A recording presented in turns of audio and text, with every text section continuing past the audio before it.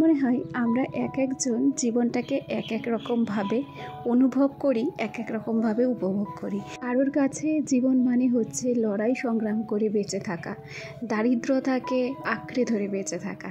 আবার কারোর কাছে জীবন মানে শুধুই আনন্দ উপভোগ করা। কারোর কাছে জীবনটা খুব সহজ সরল, আবার কারোর কাছে জীবনটা খুব কঠিন, তাই না? আসলে আমাদের জীবন তো একটাই, তবে এক একজনের কাছে জীবনের সংজ্ঞা কিন্তু এক এক রকম। যাই হোক, অনেক গল্প অনেক কথা হবে তোমাদের সঙ্গে। তার আগে চলো নিজের পরিচয়টা দিয়ে নিই। নমস্কার, কেমন আছো সবাই? আশা করছি সবাই ভালো আছো, আর আমরাও বেশ ভালো আছি। আমি রিমি। আজকে আমার আরও একটি নতুন ব্লগে তোমাদের সবাইকে অনেক অনেক স্বাগত জানাই। সকাল সকালই বাসি কাজকর্ম সেরে নিয়েছিলাম, তারপর ব্রাশ নিয়ে সোজা কলে চলে এসেছি। টাইম কলে আজকে জল চলে এসেছিলো, তারপর ব্রাশটা করে মুখটা ওখানেই ধুয়ে নিলাম। সকালবেলা মুখটা ধোয়ার জন্য ব্যবহার করেছিলাম the Dermaco anti acne face wash. সত্যি কথা বলতে কি জানো তো, আমার তো অয়েলি স্কিন, আর এখন গরম পড়ে গেছে, তাই অয়েল যেন আরও বেশি করে রিডিউস হয় আমার স্কিন থেকে। তাই আমি ওই অ্যান্টি অ্যাকনে ফেস ওয়াশটাই ব্যবহার করি।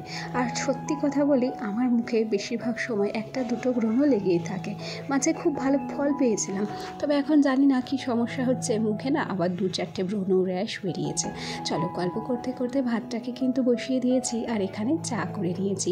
এখানে দুধ চা করেছি, 1 কাপ চাই করেছিলাম। আজকেও ভেবেছিলাম যে বড় কাপেই চা খাবো, তবে আমার কাকা শ্বশুর সকালবেলা বাড়িতে এসেছে, তাকে বললাম যে কাকা চা খাবে, তাহলে চলো একসাথে চা খাই। তাই কাকা আর আমি দুজনা মিলে একসাথে চা খেলাম। সত্যি কথা বলতে কি, আমার যে ছোটো কাকা শ্বশুর রয়েছে তার সাথে আমার সম্পর্কটা সত্যিই অন্যরকম। সেখানে বৌমা শ্বশুরের সম্পর্ক থেকে বন্ধুত্বের সম্পর্কটা বেশি, তাই কাকা শ্বশুরকে কিন্তু আমি তুমি করেই কথা বলি।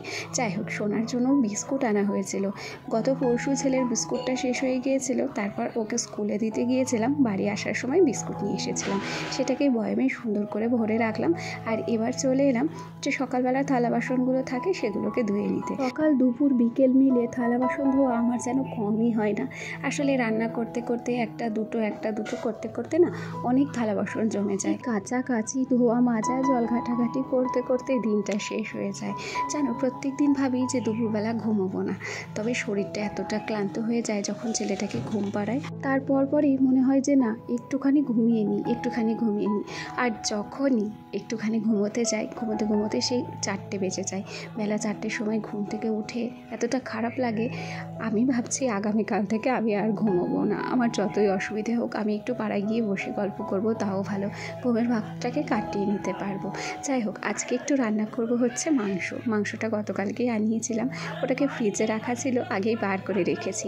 আজকে একটু দই চিকেন রান্না করব, তাই সেই জন্য আগে থেকে সমস্ত রকম মশলা দিয়ে দই দিয়ে চিকেনটাকে আমি ম্যারিনেট করে প্রায় 1 ঘন্টা মতো রেখে দিয়েছিলাম। আর এই দেখো, আমাদের মাংসতে আলু না দিলে তো চলবেই না, তবে যেমন আমি আলু দিয়েছি তার সাথে মিষ্টি আলু কিন্তু দিয়েছি।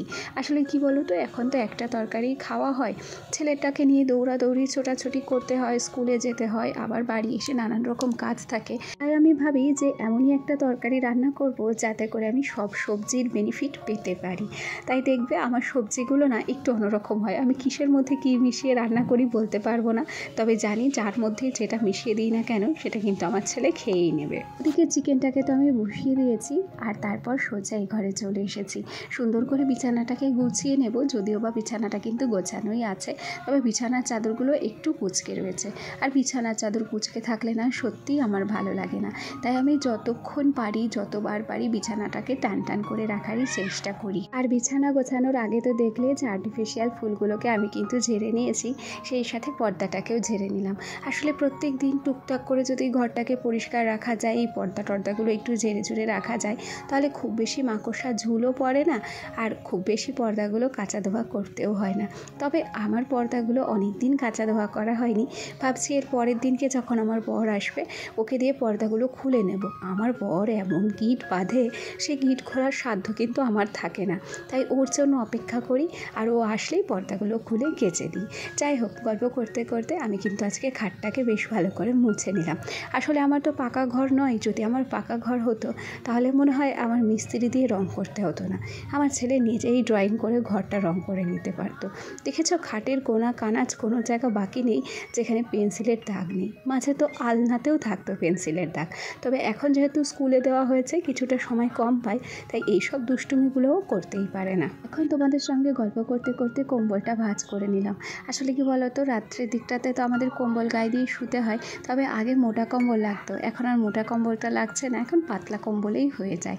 তবে কম্বল না গায়ে দিলে ঘুমই হবে না, ঠান্ডা লাগবে। চলো, আজ তো বেশি জামা কাপড় ছিল না, ছিল মাত্র একটা ওড়না আর সেই সাথে কুর্তি। তবে যেহেতু আমি কাজ ফেলে রাখতে পছন্দ করি না আর আলনাটাকেও সবসময় পরিপাটি রাখতে পছন্দ করি, তাই সময় নষ্ট না করে আমি দুটো জামাকেই ভাঁজ করে আলনাতে রেখে দিয়েছি। আর এইভাবেই না আমি আমার আলনাটাকে সব সময় গুছিয়ে রাখি। আর এই যে আলনার উপরটা দেখছো, আলনার উপরে ওদিকে সেন্টের বোতল রয়েছে, তারপর বাতের তেল রয়েছে, তারপরে অনেক কিছু টুকিটাকি দেখতে পাচ্ছ। এগুলো না অগোছালো থাকলে আমার ভালো লাগে না, তাই এগুলোকেও আমি কিন্তু সুন্দর করে গুছিয়ে নিয়েছি। আর সেই সাথে এই যে ছোট্ট ছোট্ট আর্টিফিশিয়াল ফুলগুলো দিয়ে কিন্তু আলনাটাকে আমি এভাবেই সাজিয়ে গুছিয়ে রাখি, তাতে করে দেখতে বেশ ভালো লাগে। আর জানো তো, সত্যি এরকমভাবে আমার ঘরটাকে রাখি বলে যখনই যেই আমার ঘরে ঢুকুক না কেন, সে কিন্তু আমার ঘর দেখে বেশ খুশি হয়। বুঝতে পারি তাদের চোখে মুখে একটা আলাদা হাসি থাকে, একটা আলাদা রকম ভালো লাগা থাকে। আর তারা আমাকে বলেও যে কখনোই তোমার ঘরে এসে আমি না অগোছালো ঘর দেখতে পেলাম না। আর এটা শুনতে আমারও সত্যিই খুব ভালো লাগে। চলো, এই পর্যায়ে ঘরের সামনের সিঁড়িটাকে একটুখানি মুছে নিচ্ছি। সকালবেলা এদেরকে জল দেওয়া হয়েছিল, সেই জলটুকু ছিল, জলগুলোকে মুছে নিচ্ছি। আর টবগুলোকেও আমি বেশ ভালো করে একটু মুছে নিচ্ছি। আর নিচে যে টবগুলো ছিল না, সেগুলো বৃষ্টির জল পড়ে পড়ে একদম কাদা হয়ে গেছে। আজ ধোবো কাল ধোবো করে জানো তো ধোয়াই হয় না। আসলে সত্যি কথা বলতে কি, সব কাজ একা হাতে করা সম্ভব হয় না। একটা গোটা সংসারের দায়িত্ব যখন বাড়ির বউয়ের উপর থাকে, যখন তাকে সব কাজ একা হাতেই করতে হয়, সেক্ষেত্রে কিছু সময় কিছু কাজ স্মার্টলি করতে হয়। শর্টকাটেও করতে হবে কাজটা, আবার কাজটা গোছানোভাবেও করতে হবে, মানে দুদিকটাই কিন্তু বজায় রাখতে হবে। কাজও হওয়া চাই পরিপাটি, অথচ তাড়াতাড়ি।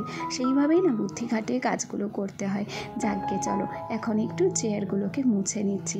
চেয়ারগুলোতেও কিন্তু ধুলো কাদা থাকে, আর ছেলেটা চেয়ারগুলোকে গড়িয়ে গড়িয়ে নিয়ে বেড়ায়, তাই চেয়ারগুলোও সপ্তাহে একদিন দুদিন না মুছলেই নয় জানো। আর এই দেখো, গল্প করতে করতে আজকে আমার ঘরের মেঝেটার দিকে তাকিয়েছো, আজকে আমার ঘরটাও কিন্তু ল্যাপা। তবে এখন যেহেতু ছেলেকে নিয়ে স্কুলে ছুটে যায়, তাই ঘরটা আমার আর ল্যাপা হয় না। এটা আমার শাশুড়ি মায়ে লেপে দিয়েছিল, আমি স্কুল থেকে এসে দেখতে পেয়েছিলাম। গল্প করতে করতে ভিডিওর পর্যায়ে কয়েকটা কমেন্ট পড়ি। দাঁড়াও, আগের দিনকে একটা দিদিভাই আমার কাছে জানতে চেয়েছে যে তোমার শোকেসটা খুব সুন্দর, তোমার শোকেসটা কত নিয়েছিল। আসলে কি বলো তো, আমি জানি না দিদিভাই যে তুমি আমার ভিডিওটা দেখবে কি দেখবে না। আমার শোকেসটা তো আমার বিয়ের সময় দিয়েছিল, প্রায় 8-9 বছর আগে। ওই শোকেসটার দাম তখনই 10,000 টাকা নিয়েছিল। শোকেসটা সত্যিই ভালো। আরও একটা দিদিভাই আমাকে কমেন্ট করেছে যে তুমি আমার ভীষণ পছন্দের। সত্যি কথা বলি, এই সমস্ত কমেন্টগুলো পড়লে না খুব ভালো লাগে। মাঝে মাঝে যখন মন ভেঙে যায় যে আর ভিডিও করব না, আর পেরে পারছি না বাচ্চা কাচ্চা সামলে, তখন এই ধরনের এক একটা কমেন্ট আমাকে ভিডিও বানাতে উৎসাহিত করে জানো। মোটামুটি ঘরের কাজ হয়ে গিয়েছিল, আর তারপরেই ফোন আসলো ডেলিভারি বয়ের। আসলে আমি না একটা বডি ওয়াশ অর্ডার করেছিলাম, সেটা গতকালকে করেছিলাম আর আজকেই চলে এসেছে। একটা 1.5 লিটারের ফিয়াম আর বডি ওয়াশ অর্ডার করেছিলাম। সত্যি বলছি, এই বডি ওয়াশটা আমি আগেও ব্যবহার করেছি, ভালোই লাগে, এখনও ব্যবহার করব, অবশ্যই ভালো লাগবে।